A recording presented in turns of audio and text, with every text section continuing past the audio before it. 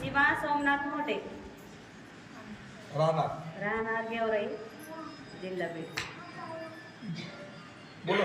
माझा असा अनुभव आहे, माझे खूप अनुभव आहेत, मी सांगितले होते, पण आता जुने अनुभव असा आहे. माझे तिन्ही मिस्टर, एक मुलगा, दोन्ही गुंतले होते आणि आम्ही बरेच दिवसाचे जुने येतात. 5 वर्ष झाला अनुभव सांगितलेला होता हा. कारण भांडणं झालते, पोलिसाला हाणमार झालती, गुंतले होते. सगळे म्हणायचे ही केस दुरुस्तच होणार नाही. मी आले महाराजाकडे दुसऱ्या दिवशी, लगेच महाराज म्हणले असं कोण म्हणतंय होणार नाही एवढं. 3 दिवस लागते ना आपल्याला, बरेच दिवस नाही लागणार, 3 दिवस. तिसऱ्या दिवशी माझे मिस्टर आले घरी आणि दोघांना परत आम्ही आलो तिथं घेऊन, 2 जण मुलं आम्ही. तर ते म्हणले ही केस 3 दिवसात नील नाही झाली तर परत या, लगेच झाली नील. टाळ्यांच्या गजरामध्ये माझ्या मित्रांनी आणि मुलांनी पोलिसाला मारहाण केली होती, असंच ना.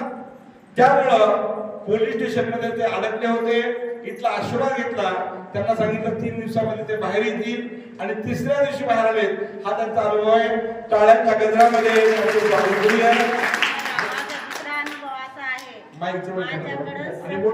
सगळं ही अजूनही आहे ना, होतं मी.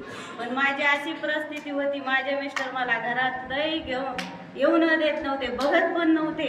तिन्ही मुलं माझ्याकडे कशी असायचे, पण अजिबात माझ्याकडे बघत नव्हते. असे मारायचे, दररोज मारायचे. आई, पप्पा, भाऊ, मला कुणीच नाही.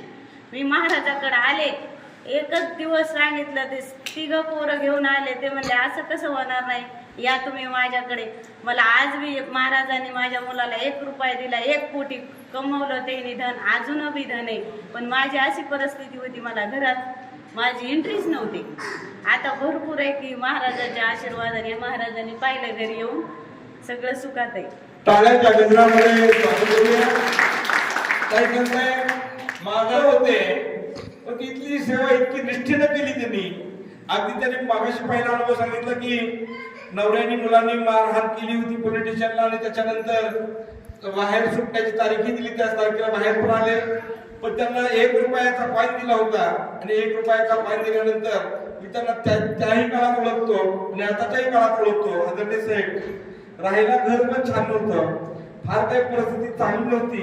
इथला आशीर्वाद घेतल्यानंतर आज कोट्याधीश, त्यांची कोट्यवधीची प्रॉपर्टी झाली गेवराईमध्ये.